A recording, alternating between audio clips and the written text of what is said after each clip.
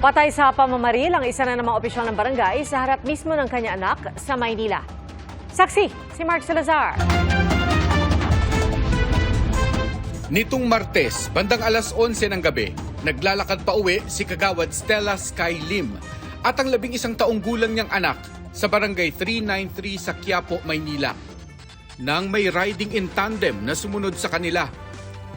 Sa isa pang anggulo ng CCTV, kita ang dalawang putok mula sa backride ng motor at ang pagbulagta ni Kagawad Sky at ang pagtakbo palayo ng kanyang anak. Marami rin kami natutulungan at lalo na po asawa ko, napakabait po niyang niyayakap niya kahit Muslim, Kristiyano, tutulungan niya. Kaya nga nagtataka kami bakit ganun. Babarilin na siya ng ganun-ganun po.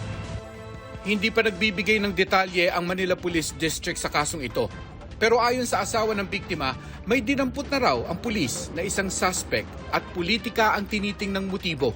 Pag nakaharap ko yung isang nahuli nila, tatanungin ko lang po bakit kailangan yung barilin pa. Pwede naman namin po ibigay yung posisyon na gusto nyo.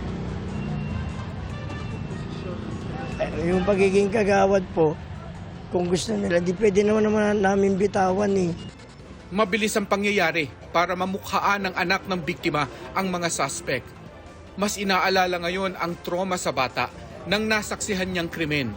Matagal ng kagawad sa katabing barangay 383 si Sky at wala rin maisip na dahilan ang kanyang kapitana para patayin siya.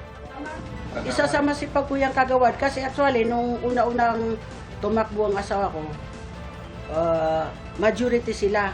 Bale, ilang term na siya, pag-graduate na siya ngayon. Pero hindi pa lawayan. Yun na nga ang mga di natin alam eh. May mga naikwentong maliliit na dahilan pero hindi para maningil ng buhay. Yung mga investigador, nung tanongin yung asawa niya, ano ba ang motibo? Ang sinabi niya, may nakaaway. Mayroon daw umiipit sa kanila sa utang nila. Yun lang daw alam niya nakaaway.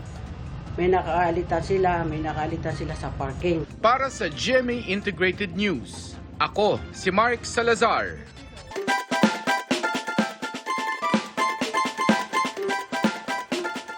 Basta Team Sabaw sa hapagkainan kasama sa paborito ang sinigang at bulalo. At ang linamnam na mga putaheng yan, kinikilala na rin sa labas ng Pilipinas. Saksi, si Paul Hernandez ng GMA Regional TV.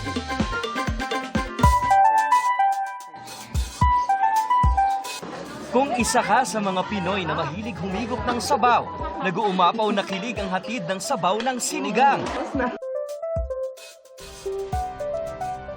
Sabaw na mapapangiwi ka sa asim.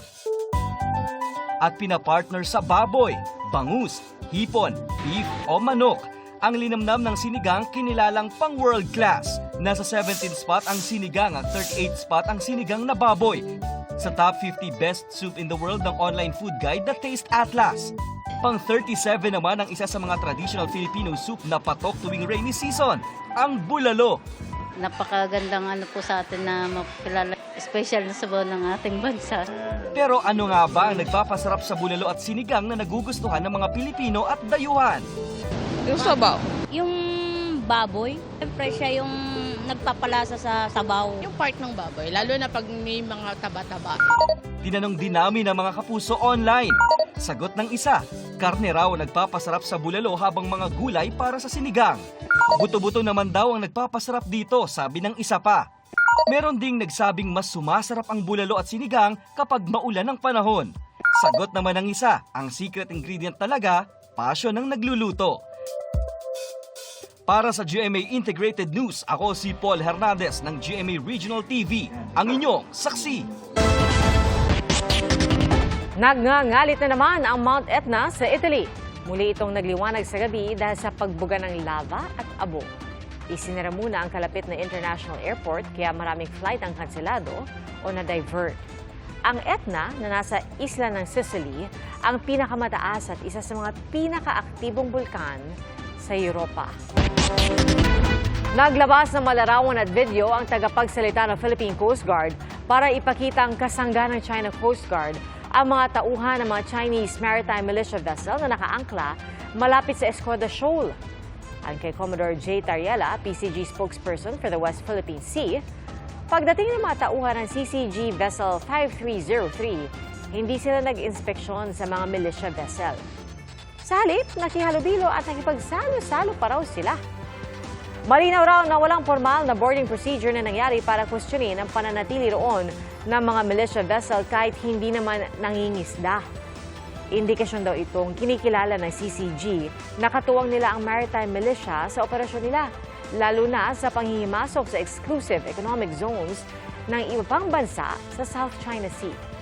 Sinusubukan pa namin makuha ang reaksyon ng Chinese Embassy kaugnay nito.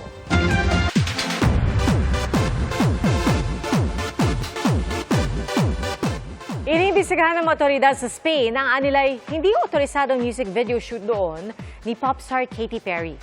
Idinaos ang shoot para sa kantang Lifetimes sa Ses Salinas Natural Park, isang UNESCO World Heritage Nature Reserve. Sa isang payag, sinabi ng label ni Katy na siniguro sa kanila ng local video production company na kumpleto ang mga permit para sa shoot. Nakatanggap daw ng verbal approval ang crew at sumunod sila sa lahat ng panuntunan. Avisala Nesty Petesio. Na-meet po ng Paris Olympics bronze medalist ang idol na si Diana Zubiri. Ang kwento ni Nesty dahil sa pagiging malikot niya, muntik pa raw niyang tamaan si Sangre Danaya. Napa-post tuloy siya ng Pashnea Nesty. Nag-reply naman si Diana na masaya siyang nakilala si Nesty. Mga kapuso, long weekend alert po inilipat sa August 23, araw ng Biyernes, ang Ninoy Aquino Day. Alinsunod po yan sa Proclamation No. 665 na inilabas ng Malacanang. At mga kapuso, salamat po sa inyong pagsaksi. Ako si Pia Arcangel para sa mas malaki misyon at sa mas malawak na paglilingkod sa bayan. Mula sa GMA Integrated News, ang News Authority ng Filipino. Hanggang bukas, sama-sama tayong magiging saksi!